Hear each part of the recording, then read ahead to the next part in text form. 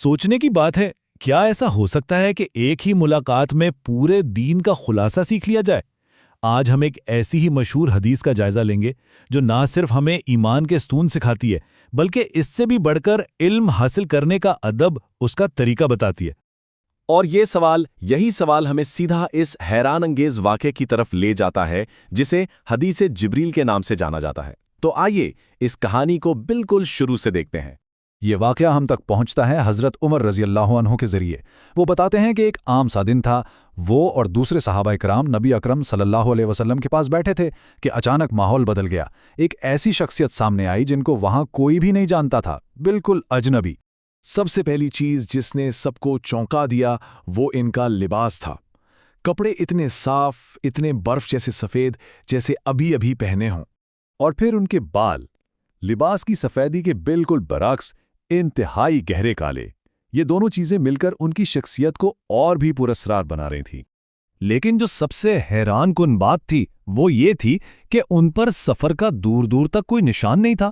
आप खुद सोचें, सहरा का माहौल और इतनी सफाई, ये कैसे मुमकिन है? साहबा इकराम के लिए ये एक पहेली थी।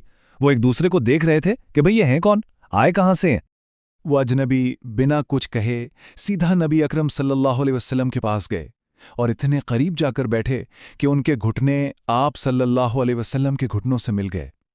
ये सिर्फ बैठना नहीं था, ये एक अदब था, इसमें एहतराम था, इसमें सीखने की लगन थी।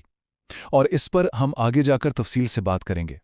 और फिर इस खामोशी के बाद सवालों जवाब का वो सिलसिला शुरू होता है जो इस दीन की बुनियाद है। उन्होंने अपना पहला सवाल किया, इस्लाम क्या है? एक ऐसा सवाल जो दीन के ज़ाहिरी ढांचे के बारे में था, वो आमाल जिन पर एक मुसलमान की ज़िंदगी की इमारत खड़ी होती है।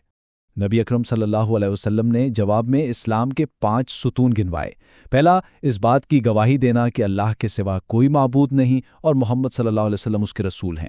फिर नमाज, ज़कात, रमज़ान के रोज़े और हज, यही वो बुनियादी फ़राइज़ हैं जो दीन को कायम रखते हैं। पहला सवाल था ज़ाहिरी आमाल के बारे में। अब सवाल और गहरा हो जाता है। बात दिल के यकीन तक, अकीदे तक पहुंचती है। उन्होंने पूछा, ईमान क्या है? इसके जवाब में आप सल्लल्लाहु अलैहि वसल्लम ने ईमान के 6 अरकान बताए। अल्लाह पर यकीन, उसके फरिश्तों पर, उसकी किताबों पर, उसके रसूलों पर, आखिरत के दिन पर और अच्छी बुरी तकदीर पर कि वो अल्लाह की तरफ से है। ये वो बुनियादें हैं जिन पर एक मोमिन का दिल ठहरता है। पहले इस्लाम, फिर ईमान, और अब तीसरा सवाल जो बंदगी की रूह है। वो सवाल था रूहानियत के सबसे बुलंद दर्जे के बारे में, एहसान क्या है? और उसका जवाब इतना खूबसूरत है। आप सल्लल्लाहु अलैहि वसल्लम ने फरमाया, तुम अल्लाह की इबादत ऐसे करो जैसे तुम उसे देख रहे हो, और अगर तुम उसे नहीं देख सकते तो कम अज़ कम ये यकीन रखो कि वो तुम्हें देख रहा है। सुभान अल्लाह। ये सिर्फ नमाज रोज़े की बात नहीं है, ये ज़िंदगी गुजारने का तरीका है। हर लम्हा उस एहसास के साथ जीना कि अल्लाह देख रहा है। सवाल जवाब का सिलसिला मुकम्मल हुआ और वो अजनबी उठकर चले गए। जब वो नज़रों से ओझल हो गए तो नबी अकरम सल्लल्लाहु अलैहि वसल्लम ने अपने सहाबा की तरफ देखा और उस राज से पर्दा उठाया जो सबके जहनों में था।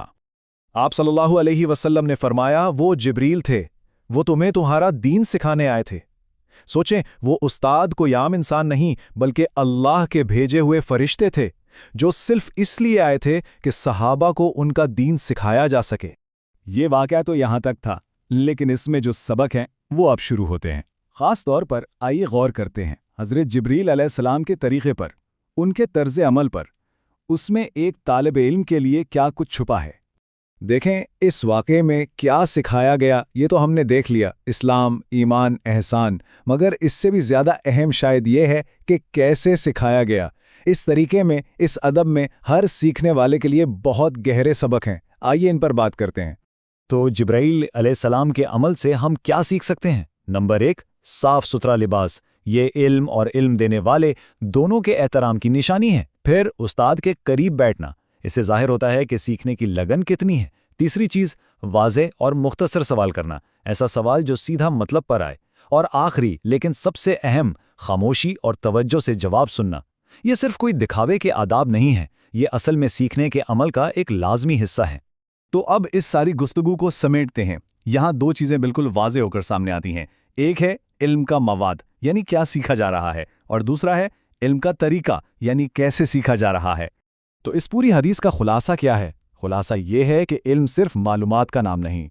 دیکھیں، ایک طرف ہے دین کے بنیادی عقائد، بنیادی اعمال، اور دوسری طرف ہے انہیں حاصل کرنے کا ادب، انہیں سیکھنے کا طریقہ۔